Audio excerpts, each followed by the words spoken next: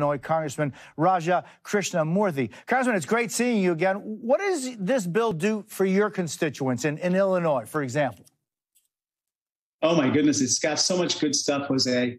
Obviously, it lowers carbon emissions and provides incentives so that more people can buy solar panels, they can buy electric vehicles, they can buy energy-saving appliances. But it also lowers prescription drug prices. It also lowers insurance premiums on the Obamacare exchanges. And then finally, it helps lower the deficit, and that controls inflation and prices over the long term.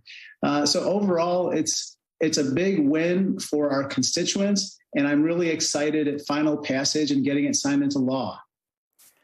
There are some in your party, Congressman, that say the bill doesn't go far enough. What do you expect to happen when the House returns on Friday to take up this bill?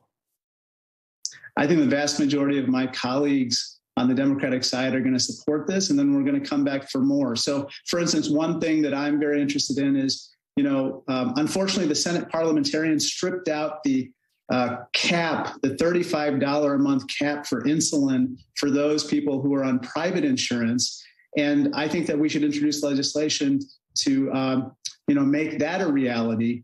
But everything else that has happened within this bill is a big plus, and I think it's going to command a lot of votes. And Congressman, you were one of the lawmakers who traveled to Asia with House Speaker Nancy Pelosi last week, including that stop in Taiwan.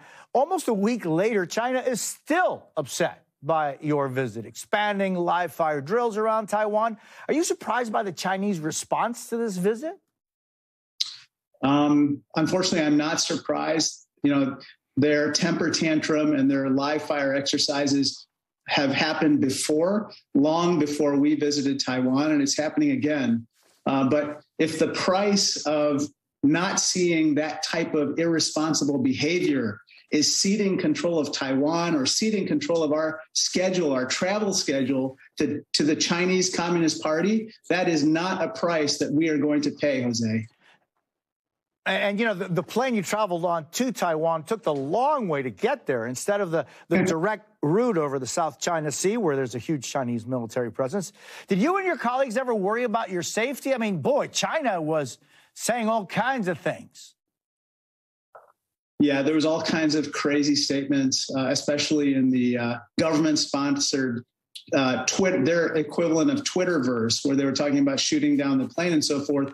But I have to say that my colleagues and I at least, was not concerned because we were in the safe hands of the Air Force as well as the Navy.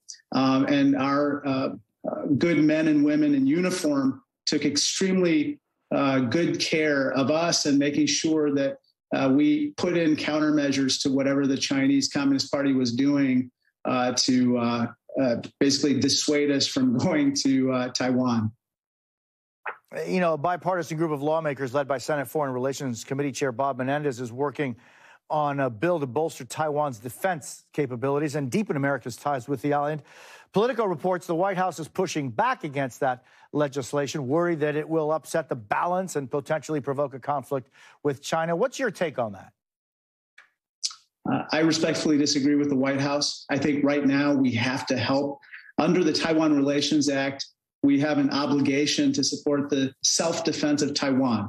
And we cannot cower in the face of intimidation or bullying by the Chinese Communist Party. We have to remember that to avoid what happened in Ukraine happening with Taiwan, we're going to have to achieve peace through strength. And basically that means helping the Taiwanese in shoring up their own defenses. And of course, providing whatever equipment is necessary for our own forces in the Pacific to resist the use of force by the Chinese and to deter them from moving on Taiwan militarily. Congressman Raja Krishnamoorthi, it's always a pleasure to see you. I thank you so much for your time this morning.